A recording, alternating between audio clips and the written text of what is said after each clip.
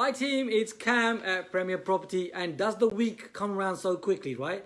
So fast. And as usual, I have questions that we're going to be answering today. And of course, you know, if you've got any questions, you can always join in. And for next week, you can ask your questions as well. You know, if you're watching this on YouTube, you know by now that at the bottom there's a tab there where you can ask your questions. And I'd love to hear your comments as well. So let's jump, as usual, straight into this.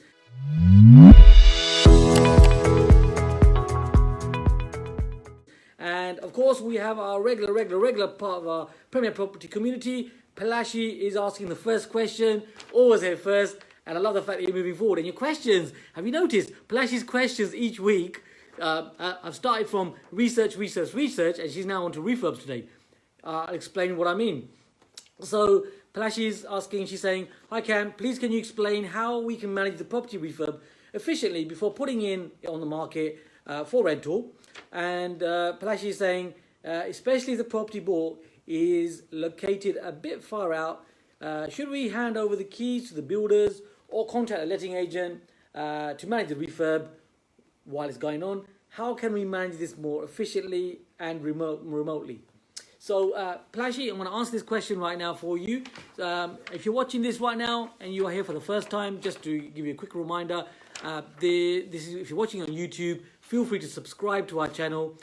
Just means that you'll get the the first video that comes up next week, and press that bell icon to make sure you're getting notifications. So let's answer Palashi's question. So Palashi, one of our areas is also a little bit of a distance from us. I live in London. One of our areas is actually investing north of Watford in the Midlands. So one of the things that we do is we work with good local letting agents. So, before you found the property, and I know you've got good local letting agents around you. So you can really, get them to help you and assist you with this. Now, they're even more likely to do this for you if you are going to be then, renting that property out through them. So they've got they've got an interest in actually helping you with this as well. So I would suggest that you work with these local letting agents.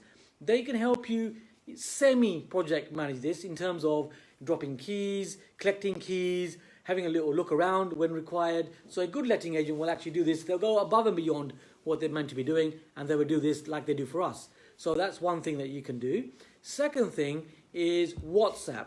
WhatsApp becomes a very relevant, very useful, very simple tool. We've all used WhatsApp, I like to think. Even I can use it. So, WhatsApp is there. And what we do with WhatsApp is we use it very strategically with the contractors and ask them every week to do a short video, a little look around the property. So if it's a house or flat, a little look around and, just give you a quick update. Also to send over some photos as well. And we've asked for that to be done every Friday. So we get contractors to do that. Sometimes they will do that. Sometimes you need to give them a bit of a nudge. But, they'll send them over to you. They're very amicable people, contractors as well. In our experience, they will send it over, even though that might be eventually. But you will get that. Now, this means that you can really manage your project within a distance that's, long distance basically from you. You're able to manage those projects in that way. And what we then do is, I have, project managers to do this now. However, I still like to keep my hand in. So minimum every fortnight, I'll pop up and just have a little look around just to find out what's actually going on with our projects, and spend a day in the field, as we call it at Premier Property. Spend a day in the field and connect with people and check the projects out. Yeah, basically spend a day in that field. Yeah, like what I say here. So hope that helps to answer your question there, Palashi. So letting agents are helpful, contractors are helpful. WhatsApp is the one that will help you also. I want to share one more level. My heart's saying share one more level. Also look into Slack. SLAK. Great system. Let's put it in a nutshell, a really wonderful system. Even better than WhatsApp. So you can have a look at that as well. Palashi, as always, great question. So moving forward, we're going to go into Cecilia's question. Now remember, these are all members of our Premier Property community. And these are people that are really on it. And if you're part of the Premier Property community and you're watching this right now, Well, I've got 5 questions here today, and the aim of these questions, of course, is to help you move forward every single week, so that you're being practical, you're moving forward, and getting results. This is a results-oriented business, and this is why we do this. And if you're watching this on YouTube, look, you're welcome to the family. You're welcome to listen into this. And remember, like what I say, if you've got any comments and questions, feel free to ask. I will do my best to answer your specific questions for you. And I'm doing this right now every week for you. And, if you haven't subscribed, you can do that right now. Cecilia's question. What are the problems of trees very close to properties, even from next door neighbours? Would you recommend to go for them? What type of searches are needed? Yes, Cecilia, so all about trees. So in terms of trees, the main problem is the roots, in terms of the roots undermining the structure of the property. So all you really need to be doing is being aware of any properties that are near the main structure. So if the property, if the tree is within 1 meter of the actual structure, and it's not just a sapling, it's actually a tree, then that's something you want to get checked, because that could affect mortgageability. Now, when I say get it checked, that would then be a structural surveyor, even a structural surveyor who will come along and they'll do that for you. So that's something you can do. If the tree is, say, within 3 meters, again, you can take a view on that. I would still suggest that you get a structural surveyor to have a quick look at that. You can get from structural engineers, keep in mind, you can get written reports, which are going to be more costly, so there's an investment for this. And you can also get from some structural engineers a verbal report. In my experience, the verbal report is going to be less costly, so minimum expense, but then you get the result, and they'll say to you verbally this is what they think, although you haven't got a written report. So answer is yes, do get them checked. Neighbouring properties, large trees and so on, they're typically not going to affect your structure.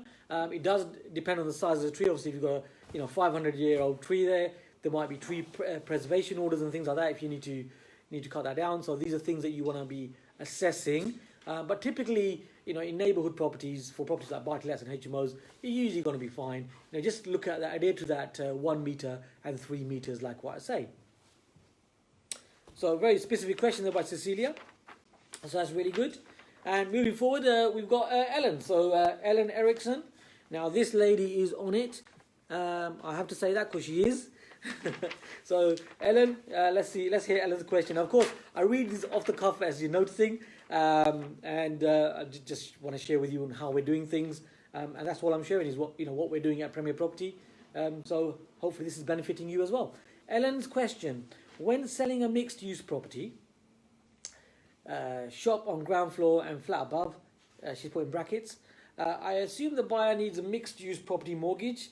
Can the buyer live upstairs and run a shop downstairs on a mixed-use mortgage, or does he need a title split so that he can get a residential mortgage to be able to live in the flat? Interesting question, Ellen. So I see you've been discussing things with vendors as well this week, so that's really good. So here's the thing when it comes to mortgages. Now, you know that I can't give you financial advice, just to be crystal clear. What we are getting here, of course, and you know this, is the entrepreneur's perspective. So at Premier Property, it's all about entrepreneurs being a business owner, really using the property as a vehicle to get things moving forward for you.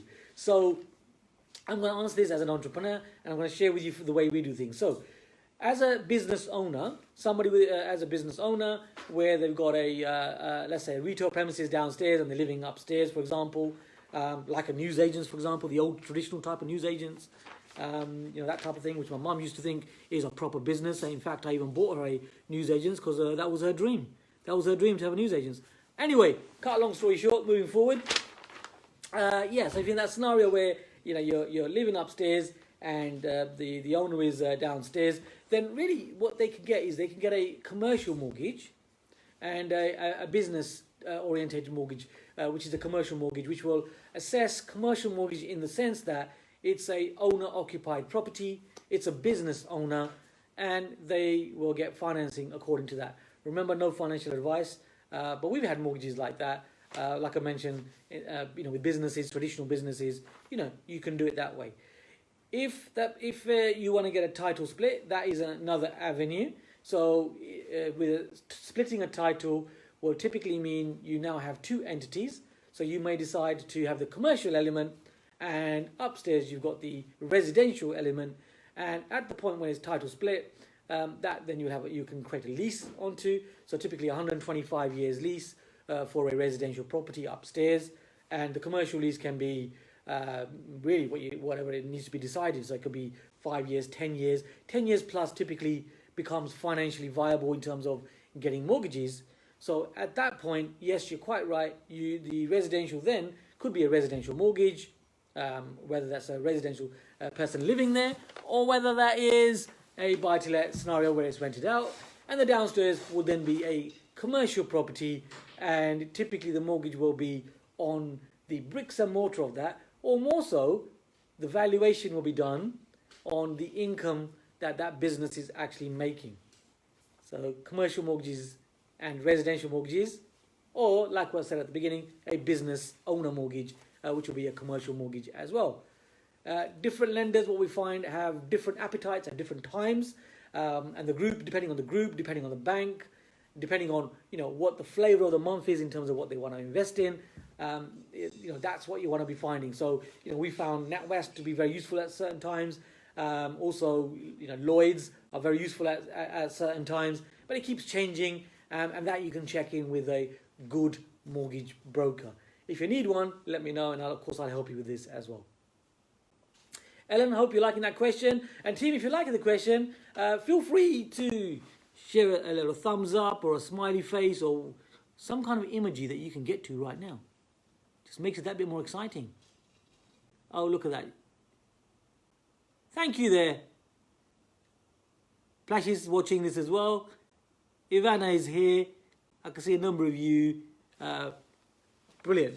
Okay, so great question by Plashy. Really good question by Cecilia, all about the trees. And Alan has taken and moved it forward into financing. Right, so the next question I've got here is by Teo. So Teo is asking, can you get a mortgage to buy land and build a property? So simple question, simple answer. From my experience, yes, you can. However, keep in mind that lenders will be picky and choosy on the type of land.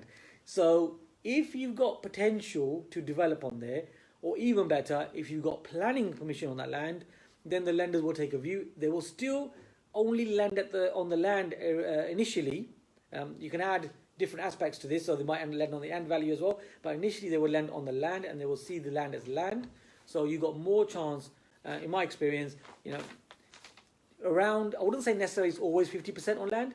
In my experience, around 40% we've done.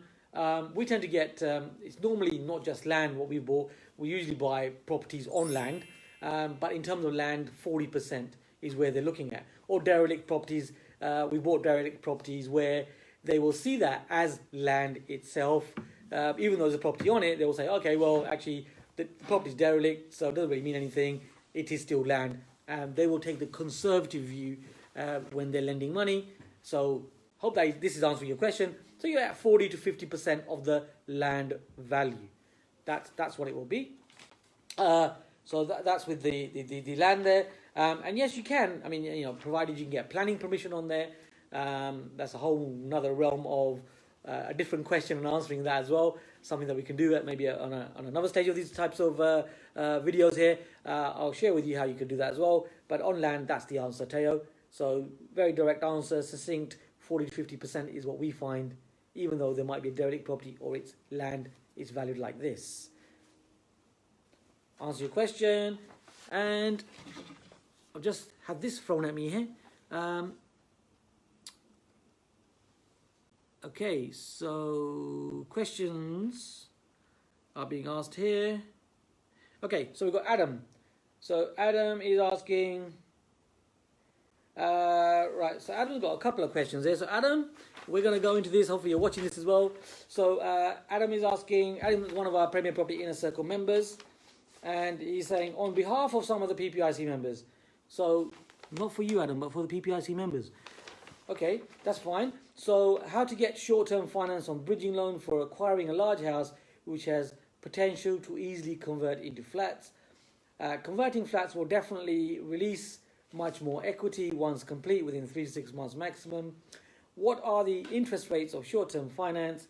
If selling in the market gets worse in 6 months, time will mortgage lenders be happy to lend for 4 flats if we retain the converted properties for buy-to-let? Okay, so you're asking the question, you're kind of trying to answer the question. So let's bring some clarity to this, Adam, and it's brilliant that you're here. Okay, so Adam is, just so you know, Adam is one of our, very well-heeled investors. He's always looking for good deals. He'll tell you this himself. And Adam, so short-term finance. So the way we take on short-term finance at Premier is literally that for the short term. So typically we'll take that on for 12 months. We have always what we're going to be doing with that, how we're going to actually use that finance. So when we're converting flats, typically what we look for is commercial finance. So the way that we would do this is we would get short-term finance, firstly, to secure the property if time was important. And that's the reason why we use short-term finance. If you have the time, my suggestion, what we do, is we will then get commercial finance, which, like I say, it's a matter of time. Short-term finance will secure the deal for you quickly. In terms of what at Premier we've paid, we pay short-term finance anywhere between 0.74% per calendar month to 1.25% per calendar month. The relationship helps. If you're working with people that are in property, that also helps. So our track record also helps. And if you're watching this, you can always borrow with permission someone's track record if you're working with them. So, you know, a number of you PPIC members, you borrow our track record a number of times to say, right, we're training with Premier Property. We've got ongoing learning with Premier Property. So for that reason, you can borrow our track record, which means you get better rates. But I've shared with you the numbers. Also be aware of entry and exit fees. So typically short-term finance, there's a 1% to 1.5% entry and 1 to 1.5% exit fee of the amount borrowed. So that's short-term, and we tend to take that at Premier for 12 months. And if you need to pay it back quickly, sooner, you typically are able to do that. So I hope that helps you with the short-term finance part. What we then do is, in that time frame, we will get planning permission, or already have the planning permission, to build the flats, like you're saying. So this is how we do it. And, we aim to get commercial finance in ASAP. So commercial finance on the actual price of the property as it is at the moment, and also on the end value. Keeping in mind that commercial lenders will lend to you on the end value of the project. Once you've got planning permission and once you've got building regs there, and you can show them this. You can show the lenders this. So then what we do is we will draw down on the commercial finance, typically pay off the short-term finance, and then we normally, wherever we can, is get money on the end value of the property, which will be drawn down in tranches as the works progress, and the commercial lender will lend you that. That is typically a development loan. So I'm sharing with you the whole process on how you can do it, right the way from short-term finance, using a commercial lender, getting the planning permission, getting the end value higher, and then getting the commercial lender to lend you to replace the short-term, as I've just explained, and then to lend you on the end value of the property. They will lend that on tranches, as I've just explained. And then what we do is that usually is a development loan, which at the end of that, you can normally refinance onto the same lender's different product, which becomes a commercial product for the long term. Typically 15 to 20 years is what we normally accept. Or you can decide to actually go to another lender from that development loan where you can get your agreement there and have a longer term commercial loan. Or you might decide to buy and sell that project in that time frame as well, while the development loan is there. So hopefully that I've shared with you a track there. Now, of course, there are different parameters and combinations of that, but there I've shared with you the strategy, the simple way of doing this, and the way that actually works and the way that we do it. Hope that helps you, Adam. Hope that helps answer your question. And brilliant. So yeah, some really cool questions coming in there. Hope you're enjoying these, by the way. Do let me know. To be fair, you've been a little bit quiet on the comment side. So if you haven't already commented, I'd love to hear your comments. And if you're enjoying these videos, then I'll carry on doing more as long as you want me to do more of these. And if you're watching this on YouTube, you can feel free to make a comment, ask your question if you have a question. It doesn't really matter if you're starting new in property or whether, like us, you're very experienced investors. It's okay. We're on a journey. We're all human. And my aim is to assist you and help you in this as you move forward. And subscribe if you haven't already onto YouTube, and I'll be sharing more videos with you. So it's Kam Dovedi. I'll see you this time, same place next week. Kam Dovedi, helping you to take your property investing to the next level. I'll see you next week. See you soon.